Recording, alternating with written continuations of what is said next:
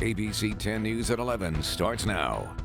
A car-to-car shooting on the 94 freeway backed up traffic for miles this afternoon. One man was rushed to the hospital with injuries, and the hunt for the shooter is still on tonight. Good evening, and thank you for joining us. I'm Steve Atkinson. And I'm Kimberly Hunt.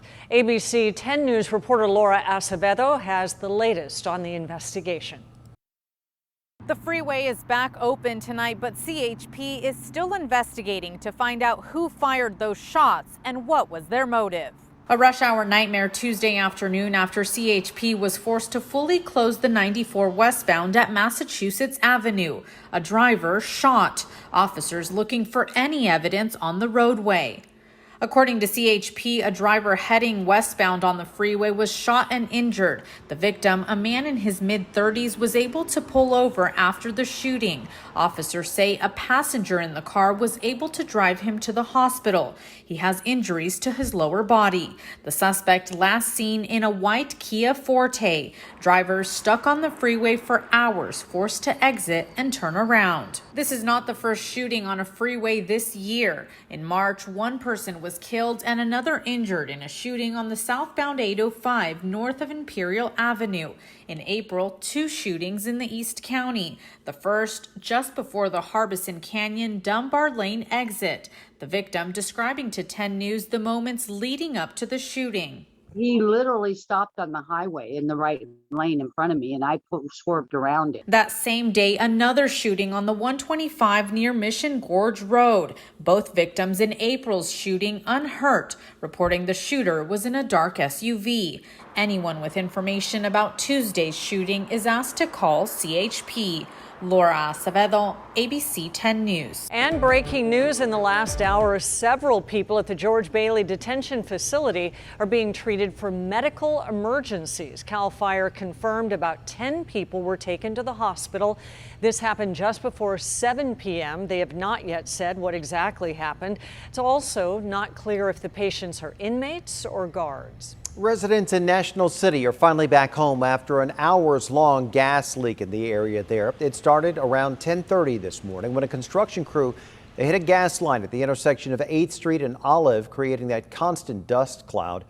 Students and teachers from Ira Harbison Elementary School across the street, they had to be evacuated. SDG&E says that some homes might still have their gas shut off while crews work to restore service.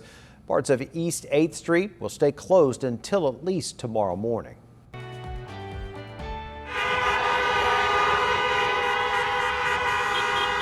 Hundreds of Palestinian American demonstrators lined the streets of downtown San Diego, urging the end of the airstrikes in the Middle East. As ABC 10 News reporter Rina Nakano explains, the violence has only escalated in the last few weeks. Today we will remember May 18th, 2021. And all of our supporters here today and across the world who are standing in support of Palestinian liberation. Hundreds of San Diegans with family ties to Palestine demonstrated in front of the federal building in downtown. They say they are demanding the U.S. government stop aid to Israel. This rally comes as some of the worst violence in years broke out, starting about a week ago between the Israelis and Palestinians in East Jerusalem. The death toll on both sides is now nearing 250. Almost half are women and children. If the Palestinians put down their arms tomorrow, they would have a land and we would have peace. If we put down our arms tomorrow, we would all be dead. Palestinian Americans say they don't want to disappear as casualties in a centuries-long conflict. Being out here shows people that we exist. People often speak about Palestinians as if they don't exist, but we do exist. We are here. For several hours, roads were shut down as Palestinian demonstrators marched the streets of downtown. Both sides just hoping for a truce and an end to the violence in the Middle East. Is there a simple answer to all of the conflict and violence? Gosh, I wish. Let's forget who's Palestinian and who's Jewish. It's sad for all of us that people are having to die. Let's all pray together to be a united world, Christians, Muslims, Jewish alike. Rina Nakano, ABC 10 News. Outdoor dining has always been a part of life here in San Diego, and the pandemic saw it expand in a whole new way. Tonight, we know the patio extensions that have popped up over the past year will stick around past the pandemic. The San Diego City Council decided today to extend outdoor permits through July of next year. But our ABC 10 News reporter John Horn tells us the city still is planning some crackdowns. Restaurant owners typically say they've spent $10,000 or more on these parklets, which they say helped them get through the pandemic. This is the one at Barbusa in Little Italy. You can just see it feels like an extension of the restaurant with the lighting, the plants, the wooden tables, the heaters, the garden lights above. It almost feels permanent. And the city says if these things are going to stay for another year, changes are going to have to come. The back says Eat, Drink, Siciliano, which is our tagline. PJ Busalaki and his team at Little Italy's Barbusa put a lot into the parklet that stands outside their front door. And it's all covered, and so we have the ability to kind of sit it in any weather. Barbusa is one of 415 San Diego businesses that the city permitted to shift operations outside as a lifeline during the pandemic when indoor operations were disallowed or severely limited. The city issued businesses temporary permits to take over sidewalks and streets, set to expire July 13th. On Tuesday, the council voted to extend those permits through July 13th, 2022. Meanwhile, its planning department is coming up with permanent rules it plans to release in the fall under a program called Spaces as Places. If it stays forever, that would be amazing. But it may not be that simple. The city says it never permitted parklets with roofs or other permanent style features. It's also received complaints about businesses blocking red curbs and extending too far into the public right-of-way. And we will be working with businesses to seek corrections to those. And if left uncorrected, the city would be forced to revoke those permits and not renew them for the following year. Busalaki says Barbusa would do what it takes to keep its parklet should there be an issue, saying its impact is much bigger than just additional seats. The city says the Spaces as Places program will provide a menu for San Diegans to eat and drink outside, enjoy public art, recreation, performances, all of that coming out in the fall, and it'll go to the city council. For now, in Little Italy, John Horn, ABC 10 News. Besides helping restaurants rebound from the pandemic, the move toward outdoor dining is also helping with the planned move toward walkable plazas downtown. The head of the Gas Lamp Quarter Association says today's decision will lead more restaurants to invest in permanent structures.